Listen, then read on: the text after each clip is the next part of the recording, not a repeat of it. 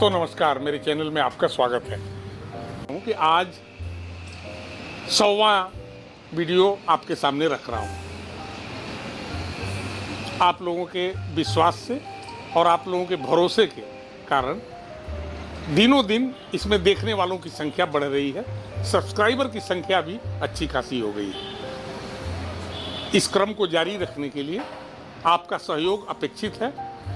जरूर आप मेरे चैनल से जुड़े रहें, उन दोस्तों में शेयर करें और उन्हें बताएं कि इसे सब्सक्राइब करें, क्योंकि हम नॉन सीरियस इसमें कुछ भी नहीं होने देंगे। मेरे चैनल भरोसा दिलाता है कि इसमें बहुत कुछ हम ऐसी ही बातें कहेंगे जिससे कुछ न कुछ समझ बढ़ सके लोग।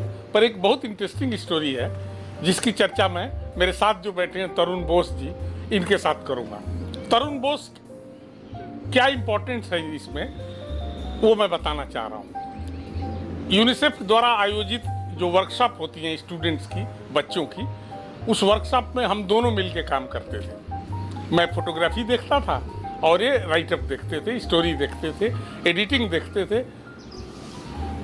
फिर बाद में जब अखबार वो बच्चे बनाते थे तो मैं डिजाइन कराता था, लेआउट करते थे, हम दोनों मिलके काम करते थे। हाथ से हम नहीं छूते थे, बच्चे खुद ही अपने आप करते थे, उनको हम गाइड करते रहते थे। उस दौरान हमने बहुत सारी वर्कशॉप किया। कुछ वर्कशॉप की चर्चा आपसे करना चाहता हूं जो बहुत ही इंटरेस्टिंग है। तरुण जी बताएं कि जो बहुत सारी हमने तो कई दर्जन वर्कशॉप किए हैं, तो उसमें जो वो इंटरेस्टिंग है झारखंड वाली, उसकी कहानी जरा बताइए, मुसाबनी और घाटशिला वाली का।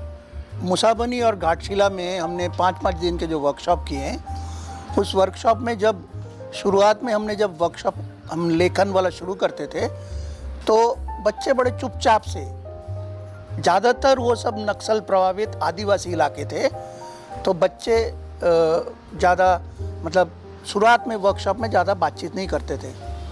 तो कार्यशाला शुरू होके फिर उन्होंने अपना जब वो उन्होंने लिखना शुरू किया, फिर लेखन के बाद उनको जब फोटोग्राफी लेखन में वो लोगों से जाके बातचीत करना, लोगों से इंटरव्यू लेना, हाँ, उनको वो पूरा एक प्रश्नावली तैयार करके ले जाते थे और लोगों से बातचीत करते थे। तो इससे क्या हुआ, वो आस्ते आस्ते उन्होंने बोलना शुरू किया, प्रश्न करना शुरू किया। अखबार बनाते थे, उनको जब डिज़ाइनिंग सिखाया जाता था, उनको जब लेआउट डिज़ाइनिंग सब सिखाया जाता था, उसके बाद जब अखबार बनता था उससे उनको लगता था कि ये हमने कुछ ओनरशिप आ जाता था। फिर उसके बाद उन्हीं इलाकों में जब अर्जुन मुंडा उस समय के मुख्यमंत्री थे झारखंड के, उन्होंने एक सरकारी स्कूलों में वो घूम रहे थे, उसी दौरान उन बच्चों ने अपने आप संगठित होकर उन्होंने अर्जुन मुंडा से प्रश्न करना शुरू किया। इसमें थोड़ा सा मैं आपको डिटेल बता दूं, ये कौन बच्चे होते थे। एक्चुअली ये जो आदिवासी 9वीं क्लास तक पढ़ने वाले, खास तौर से जो गांवों के जो स्कूल हैं, सरकारी स्कूल है, उनके बच्चे होते थे। तो चूंकि झारखंड है तो निश्चित रूप से आदिवासी ज्यादा होते थे। और वो चुप रहने वाले आदिवासी जब अपने मुख्यमंत्री से सवाल करना शुरू किए तो क्या हुआ, आगे ये बताएंगे। तो मुख्यमंत्री से जब उन्होंने अपने स्कूल के बारे में सवाल करना शुरू किया, जब उन्होंने अपने अधिकारों के बारे में सवाल करना शुरू किया, तो मुख्यमंत्री बड़े हैरान थे कि ये बच्चे, जब हम पहले आते थे तो ये कोई बातचीत नहीं करता था, सब दूर बैठे रहते थे।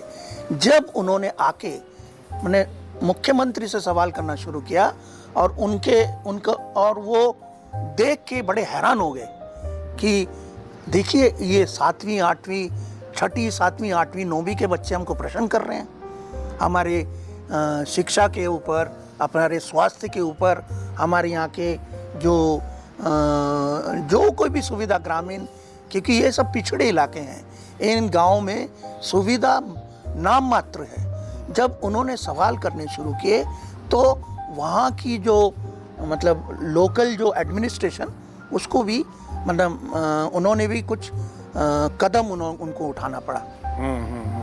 एक्चुअली होता क्या है कि वर्कशॉप में अगर फोटो शामिल है, तो अगर फोटो शामिल है तो समझ लीजिए कि आकर्षण शामिल है उसमें। हमने ये महसूस किया बिहार में भी और झारखंड में भी, खासतौर से झारखंड में, कि जब लिखने पढ़ने की बात आती है तो ये आम तौर पर शिकायत रहती है अध्यापकों की, हेडमास्टरों की, कि बच्चे पढ़ने में मन नहीं लगाते। लेकिन इसका उलट हमने देखा है झारखंड में। वही बच्चे जिनके बारे में कहा जाता था कि ये मन नहीं लगाते, और हमारी वर्कशॉप में जो व्यवस्था की जाती थी उनको नाश्ते पानी का, मैंने एक बार देखा, बड़ा ताज्जुब हुआ कि रसगुल्ला और समोसे रखे हैं और अखबार बच्चे बना रहे थे। मैंने कहा कि बच्चों पहले अखबार बनाना बंद करो, जाके नाश्ता करो, ठंडा हो जाएगा। उस पर सारे बच्चे जो अखबार बनाने में तल्लीन थे, दीवार अखबार जो आपको इस वीडियो में बीच बीच में देता जा रहा हूँ, तो वो उस अखबार को बनाते वक्त उनका इतनी लगन दिखती थी कि वो कहते थे कि सर वो खाते तो रोज है और आगे खा लेंगे, पहले हम अपना काम खत्म करें ताकि संतोष हो जाए तो खाने में भी अच्छा लगेगा। तो दोस्तों, मैं ये बताना चाह रहा हूँ कि अगर पढ़ाई लिखाई का जो हमारी व्यवस्था है, अगर उसमें ठीक से सुधार किया जाए, उसमें इंटरेस्टिंग टॉपिक्स डाले जाएं, और जो अपनी अपनी फील्ड के एक्सपर्ट्स हैं उनकी राय ली जाए, उनको बुलाया जाए, बच्चों से इंटरेक्ट कराया जाए, तो मुझे लगता है कि उनका पढ़ाई में मन लगना शुरू हो जाएगा।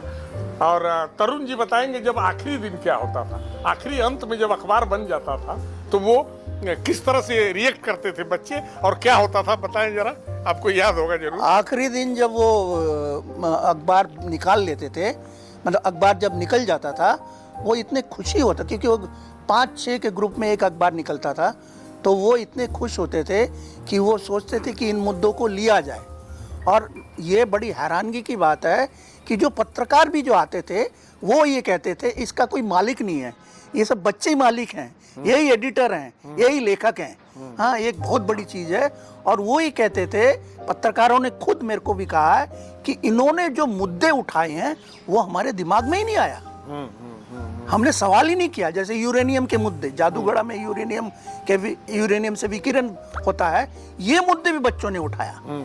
और इन मुद्दों के बाद उन्होंने फिर फॉलोअप स्टोरी किया पत्रकारों ने। हाँ, ये बातें सामने आई कि ये जो 380 जो बाल पत्रकार तैयार हुए, बाद में उन्होंने ये भी सुना गया कि उन्होंने प्रेस कॉन्फ्रेंस किया। फिर वहाँ के जो डिस्ट्रिक्ट कलेक्टर थे उन्होंने उनके लेखों को छापा, जिन्होंने एक तरीके से आलोड़न सृष्टि किया। झारखंड के जो बड़े बड़े पत्रकार रहे हैं उनमें एक वो आया, मतलब जो रांची में रहते हैं, मतलब राजधानी में, उन्होंने कभी ये नहीं सोचा कि ये ऐसे ऐसे मुद्दे उठाएंगे जो ये नहीं उठा पाए। हाँ, मेरा ये मतलब है कि बच्चों ने जो ऐसे मुद्दे उठाए कि अखबार वालों को वो मुद्दे चलाने पड़ेंगे। हाँ दोस्तों, मैं जो अनुभव किया खास तौर से फोटोग्राफी में, जो मेरे पास जिम्मा तरुण जी ने दिया था, तो फोटोग्राफी में इतने तल्लीन जब हो जाते थे और उसका जब आउटपुट देखते थे अखबार पर, चमक देखते थे, कलर देखते थे, हालांकि उन दिनों डिजिटल नहीं यूज कर रहे थे हम लोग, एनालॉग से ही छोटे कैमरों से उनको कैमरे दिए जाते थे, वो तस्वीरें खींचते थे। आखिरी दिन का एक दिन मैं वर्णन करूं, बच्चे तो रोने लगते थे बाद में, कहने पर कि आज आखिरी दिन था और कल से अपने अपने काम में लग जाओ, पढ़ाई लिखाई करो, तो कहते थे कि क्या आप कल से नहीं आएंगे क्या, करके रोते थे बच्चे। मार्मिक चित्रण है ये कि बच्चे रोने लग जाएं कि ऐसी क्लासें और क्यों नहीं चल रही है। तो ये बहुत ज़्यादा सोचने समझने की बात है। दोस्तों, आज बस इसी स्टोरी को यहीं विराम देते हैं और अगले हफ्ते एक और स्टोरी आपको इसी तरह की कुछ मैं बताऊंगा।